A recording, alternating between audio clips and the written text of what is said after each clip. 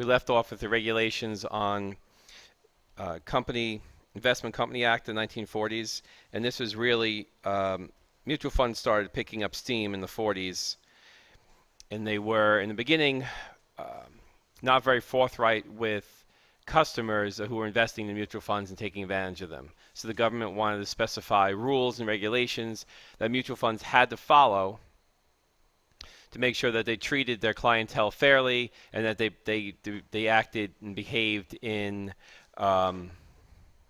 ethical ways. See, this is sort of a theme in finance that laws are made, financial people look for ways to find loopholes or make money through them or do things sometimes in an unethical way in the greedy pursuit of money. So sometimes when you pursue money in a greedy way, you don't think about all the consequences, and you wind up blowing up economies, blowing up real estate markets, creating financial chaos because you saw some sort of loophole like, hey, you know what, we can give out mortgages and have no financial responsibility to them. So I can create a mortgage and sell it, make money, but have no financial responsibility for the other party actually paying the mortgage off.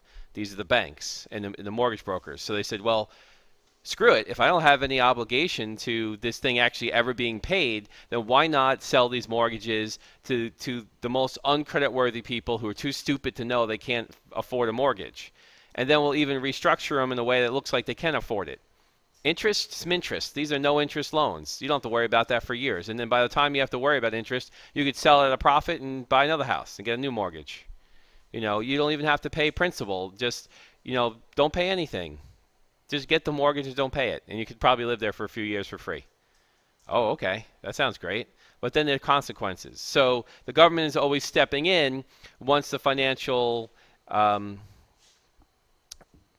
unethical financial people create a situation where they've taken advantage of customers, investors, or society, the economy, or the government. Then the government's going to stop it and put in regulation in place. And it happens time and time again. So it seems that every time a financial market or opportunity, a bond, a stock option, is developed, there's abuses occur, people get hurt and lose money, and then the government, they get outraged, and the government has to step in and say, okay, enough is enough.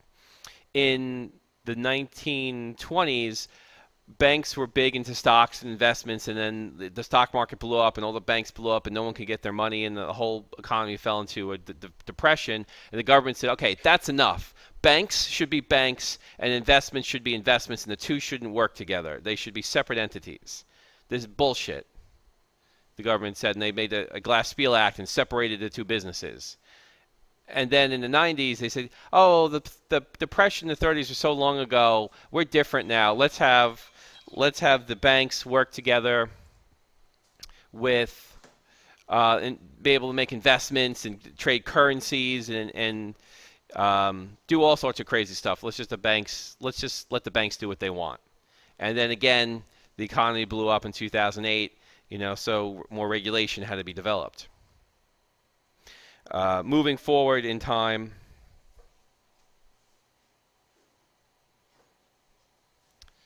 let's see.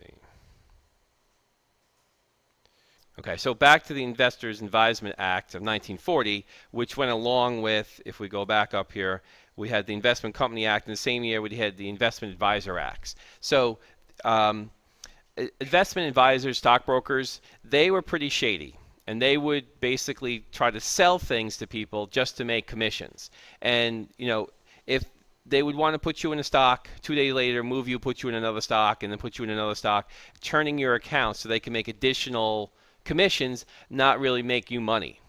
So this Investment Advisor Act wanted full disclosure and backgrounds of these advisors and what they're having people invest in, and they wanted these people to register with the SEC. And even today, if you want to be an investment advisor and a broker, you have to pass tests to make sure you have the knowledge and you know the laws about what you can and can't say to potential investors.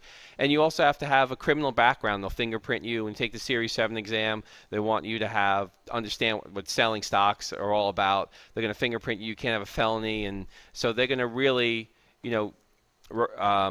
document you and make sure that you understand if you do any of these things, they're illegal and you're going to go to jail. And if you abuse your customers anyway. And so this was meant to protect people from shady stockbrokers, which even, still happens today. Do you see the movie The Wolf of Wall Street? And that was about selling shady stocks to clients just to get commissions and money, not really caring whether or not they made any profits. And during a bull market, you can get away with a lot of this because all stocks are going up anyway. So as long as you just keep people interested in investing more money, everybody's making money. But no one's really, they're not really looking out for your best interest, because when things blow up, you're the last one owning the stock and taking the most damage. The Securities Acts Amendment of 1975 helped to abolish the government regulation on price fixing in brokerages. So it used to be that the government would say, this is how much you charge for commission when someone wants to buy or sell a stock. So the government used to have a schedule and detail what these investment brokerages, investment banks could charge when you did certain financial transactions. So in 1975, they abolished these fixed commission schedules and allowed for more electronic and more competition into the stock brokerage markets. And this is what created the discount stockbrokers like Charles Schwab and Fidelity, and all the way up to the internet brokers that we have today, and lowered commissions from over $100 a trade to under $7 a trade today. So they basically just gave brokerages the freedom to compete and to offer new types of services to help lower costs, and the government got less involved in what brokers would charge individuals, figuring that competition would lower the prices naturally, and by making the markets being able to compete in the brokerage markets more competitive. Because in the past, there was only a few companies that were competing, and the government would just detail what they charged. And now they will create more of a free market for buying and selling stocks. And in 1988, Insider Trading and Fraud Act helped to strengthen and define what insider trading is and the penalties of it. Because there was a lot of, again, see the Wolf of Wall Street, there's a lot of insider trading happening in the 80s, a lot of abuse. And that continued into the 90s. And do you remember the whole Martha Stewart scandal where she was put in jail and over insider trading? And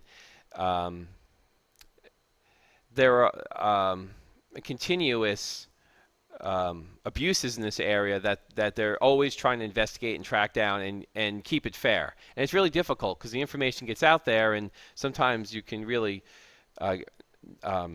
make a good case against somebody. But a lot of this goes on where you work for a company, you find out some damaging or very beneficial information. Maybe you work for Apple and you find out that the iWatch is a piece of crap.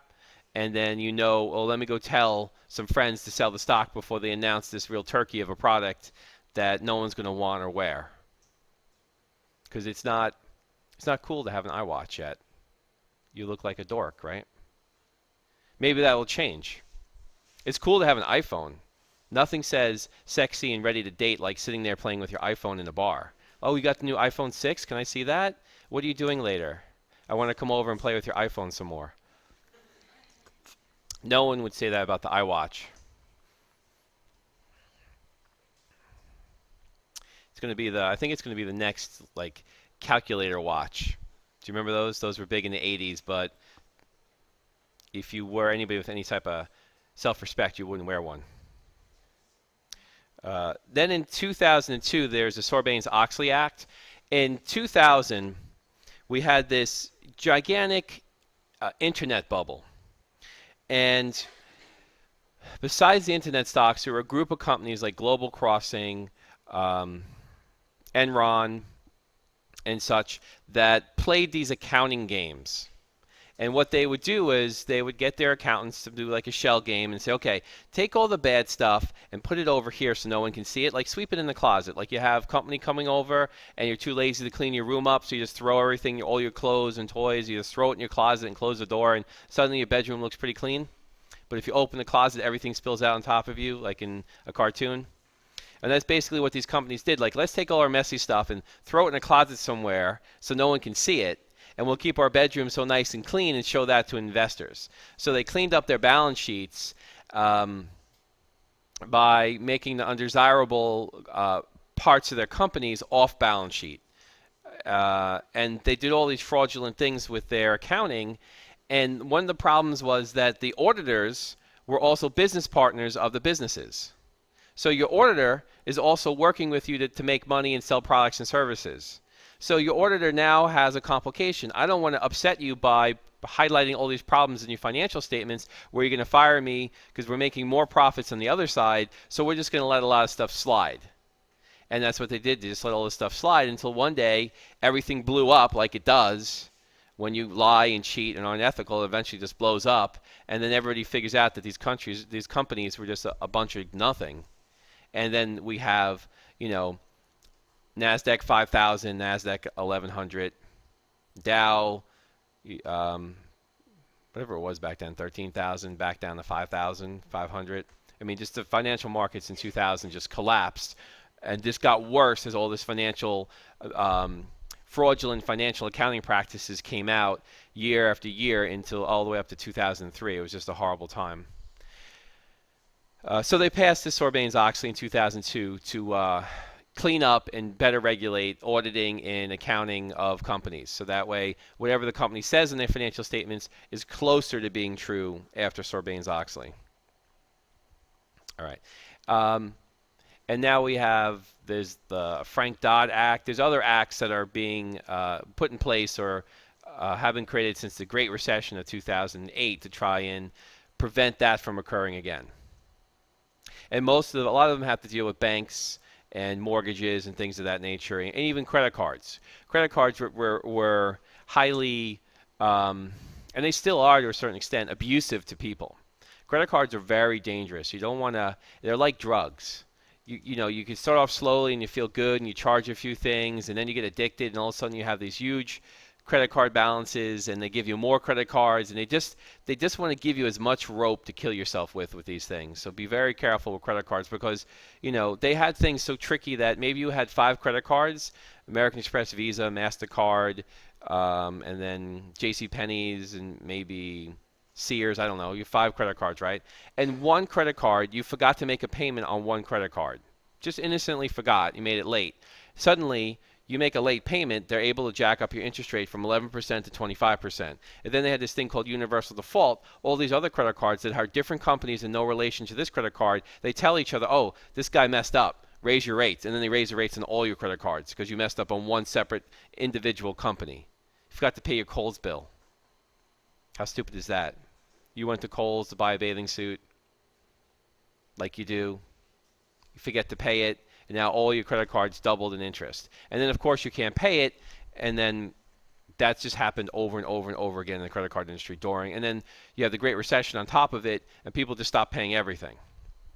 The one thing you can't stop paying, though, is your student loans. It's the most collectible debt. You can't use bankruptcy to get rid of it.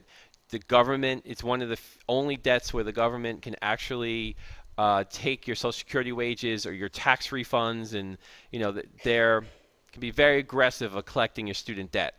So be very careful of how much student debt you get and make sure that's a priority for paying that off on time because there's no escaping that. That follows you for the rest of your life. Where credit card debt, you could ring up $100,000 of credit card debt and then do a bankruptcy and make it go away, but not student debt. So of all the debts, that's the most dangerous. And so the government designed it as basically there was a lot of abuse in the past of students not paying their student debt. So they changed a lot of laws to make it almost impossible for you to get away from your student debt. If you have bankruptcy, your credit card debt goes away, your credit is shot for 7 years, and you start anew like a baby. You're born, and your credit records begins again. Because some people have honor and ethics, and they're not going to just cheat and steal their way. There's consequences to bankruptcy. You could make a lot of your debt, but you know what? You have to. They will seize your assets though. So if you have a house or a car, they will try and get money from that. You have to be. If you go bankrupt, you have to have no assets, no money in the bank, and then you could get away with it. But if you have cash in the bank or a house or any other type of assets, they will, expect you to liquidate them to pay part of your debt. So it's not, a total free pass.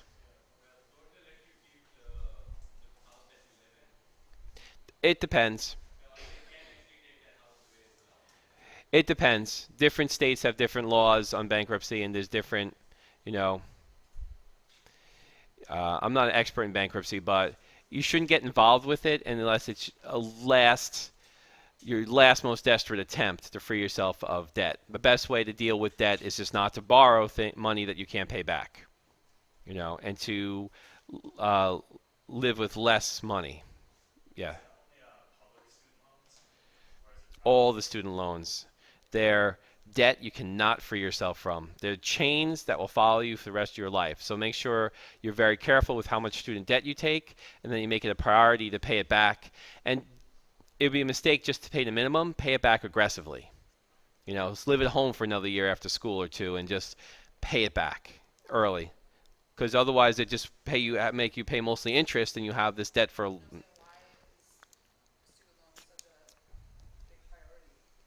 Because you can't free yourself from that debt.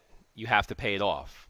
It's not, you can't use bankruptcy, and they can, if you get into a financial situation where you aren't able to pay, they can go after your tax returns, they can go after disability, social security, income. So, they'll get you. So that's why, that's the debt you pay back the most aggressively. You know. Um, okay, so it's going back to now trading stocks and talking about the stock trading simulation. We have a long purchase, which means you're buying something. So you're buying a stock and you're holding it. And of course, you always want to buy low and sell high. So when people ask me for stock advice, I say buy low and sell high is the best stock advice I can give you. And you'd be surprised how many investors actually do the opposite. They buy when the stock market's doing well and prices are high, and they feel like they don't want to miss out, and they go and they buy at a high price. And then when things get bad and stock prices go lower, they get afraid and they get scared, they capitulate, and they sell low. So make sure you always buy low and sell high. So you make money, obviously, when prices go up. Now, in order to help you make more money, the brokerages will lend you money. So in our stock trading game, I give you $500,000 in cash, but you can margin it up to $1 million. So margin is basically a vehicle for brokerages to lend you money, like a credit card company or a student loan company would do. They're going to charge you interest on this money. But you can now purchase bigger positions because you're getting double the spending power. So if you bring $100 to your brokerage, they'll lend you another $100, and you can buy $200 worth of stock. So if that stock goes up 10%, you're going to make double what you could have made with just your money alone. But you're going to have to pay interest on whatever money they lend you. So you can borrow funds from your brokerage, but in the 20s, they let this get out of control. And you may have put $100 in your brokerage account, and the brokerage would lend you $900. So you have a $1,000 position based on $100 of cash. Stock prices go down, and then you wipes out your cash position, and the broker will sell your stock. And that's how we had that collapse in 1929, because everybody was margined up very high. Stocks pulled back, and everybody was forced to sell their stock, and it just collapsed, and the selling was rampant, and the stocks crashed. So they made a new law after the 1929 stock market crash that said the brokerages can't lend you more than 50% of the entire position. So if the position is a $10,000 position, they can't lend you more than $5,000 or 50% of the position. So you have to come up with 50% of any investment, and they'll lend you the other 50%, thereby making the markets a little bit more secure and safe from any type of crash or free fall. The margin requirements is set by the Federal Reserve, so they're the ones that maintain the 50% of the purchase. And you can use these for common stocks, preferred stocks, bonds, mutual funds, options, warrants, futures. You can use margin for all these types of purchases. That's one reason the housing or real estate market bubble burst, is because that was highly margined or leveraged. Because when you buy a house, they were letting you buy a house for 0% down or 5% down.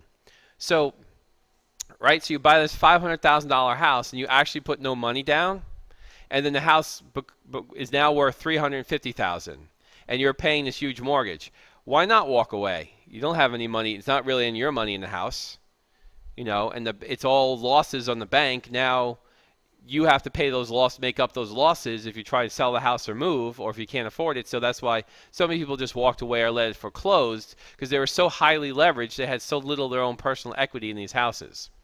That doesn't happen in a market where you're putting in 20% to 30% of the house you're putting in as your equity.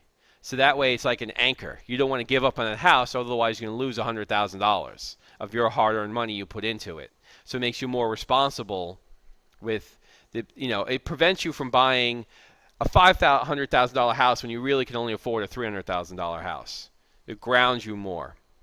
So one of the reasons that the housing market got so crazy is because people were leveraging up so highly in their real estate. Something that trend has been reversed as banks have become more responsible, and they're now requesting generally at least 20% down.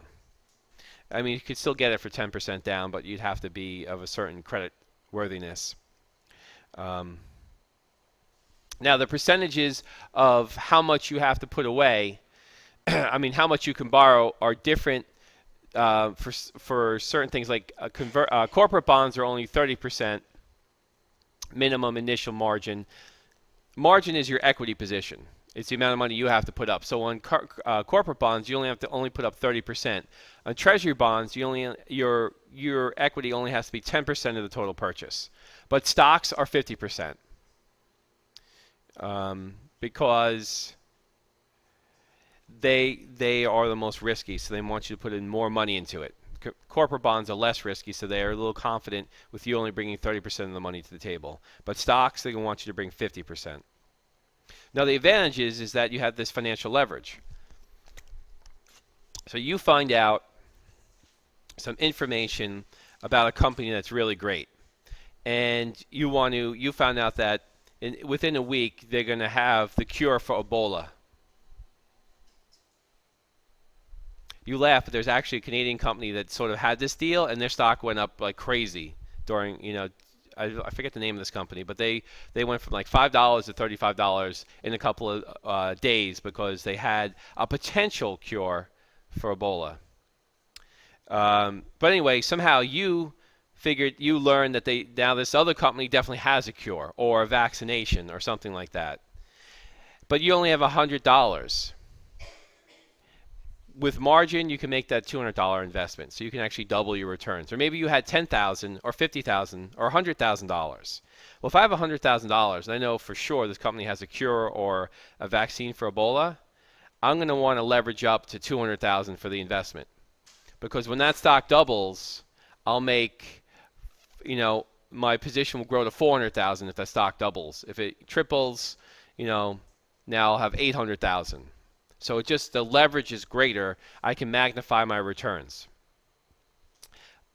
However, say it was all a lie and it was just I heard the advice, took someone else's advice that was not true, and I didn't research it, and then everybody figures out it's not true and the stock collapses. It's going to also magnify my losses, because I have, a $200,000 position, and if it goes down by 25%, I'm going to lose $50,000, not $10,000, not $25,000, because it's magnifying my loss. Plus, I have to pay interest on any of the money I borrow from the brokerage.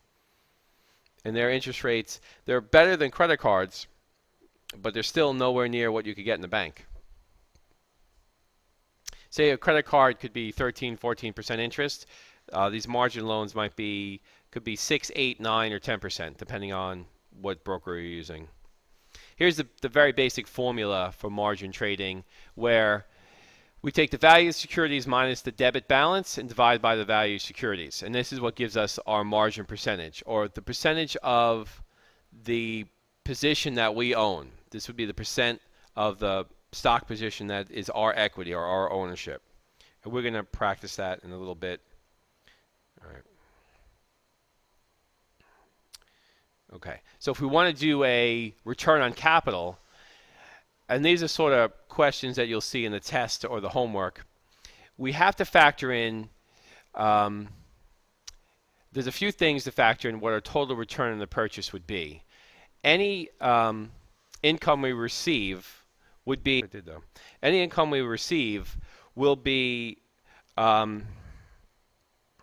of the equation. So our income we receive less any interest paid on the margin loan.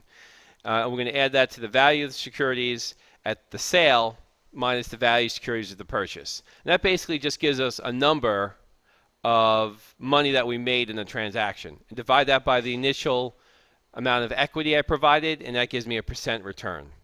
So if I had made $100 dividend on the stock, I paid $125 in interest. I sold the stock at $7,500 and originally paid $5,000 for it. That would leave me with a profit of $2,475. And if my initial investment was $2,500, and that $2,500 initial investment was turned into a $5,000 purchase through margin. But my initial money I put up was only $2,500. So if I made this much profit from this transaction, my return is 99%. Because the leverage helped me, and this is something that you will commonly be asked to do in the homework or end on the test. Something like this. Okay. Now, short selling is selling something before you own it. Okay? You can't do that easily in the real world, but in the stock markets you can do that. So if there's a stock you know the price is going to go down, you want to sell it today and buy it back later. So if it's at $100 a share and I sell it and it goes to $5 a share, I'll buy it back at $5 a share and I'll make the difference, that $95 difference. You know, say for example, there was a shortage on the Xbox One. Christmas time's coming up, and there's a shortage of Xbox Ones, and they're selling on eBay for $1,200. So you open up an eBay account, and you promise and you make commitments to sell 10 of these to 10 different people at $1,200, but you don't own any Xboxes. Now, normally, you would be in big trouble because you have to ship these out, and they're gonna want a refund or complain about you if you don't send them the Xbox One. But luckily, you luck out, and a big shipment comes out to Toys R Us, and you're able to buy them for $400 or $500, and then you can ship them out and keep your profit. So it worked out for you in this case. But in the stock market, they make it so you could sell any stock you want today and then buy it back when you're ready. So if you know stock prices are going to go down, if there's going to be an event or a recession or economic bad news and all stock prices are going to go down for a while, it's going to be a bear market, short selling is a way that you could still continue to make profits in the stock market. So with short selling, you can make profits in the bull market or a bear market. If stock prices are moving up or moving down, you could either, of course, if they're moving up, you do a long transaction. If they're moving down, you do a short sale. So it's just another financial tool that we can use, and we want to sell high and buy low. All right. So the advantage is that you don't have to sit in the sidelines when the stock market's collapsing. You can actually participate and make profits by selling stocks short. So if there's a company that you feel like their days are numbered, maybe you feel that without Steve Jobs, Apple just are just going to be harder and harder for them to remain competitive as other phone companies close the gap between Apple's iPhone and their phones, and they become, it used to be that the Apple iPhone was 10 years ahead of any other phone when they first came out. Now they may only be 6 months ahead or a year ahead. So that gap is closing. And if you attribute most of the success of Apple to Steve Jobs and he's no longer around, maybe you would want to have a long-term strategy of selling the company short. I don't personally feel that way. I think Apple is well established enough to keep going and making money in products. But I'm just saying as an example, if you felt negatively about a company, you would want to sell it short. Then hopefully at some point the stock does go down. You know, but you do have a limit of the amount of profit you can make, and this is the difference. If you buy a stock long, there's no limit to how high that stock price can go. You know, Chipotle Mexican Grill during the 2008 economic Great Recession was $35 a share. Now it's over $600 a share. There's no limit to how high that stock can go. However, when you do a short sell, the most money you can make is when it hits zero. So if you sell a stock short at 10 and it goes to zero, that's the most money you can make. So there's a limit on what your opportunity is. However, a short sale has unlimited risk because the stock price can keep going higher and higher and higher, so you have unlimited risk when you do a short sell. So that's why a lot of average investors don't short stock because of this unlimited risk. The lowest that a stock can actually drop is 1 penny, though, right? No, it could go to zero. It would become worthless. And then nobody ever buys them again, or people just It's buy just it. done. It's worthless. It's off the exchange. Can't trade it.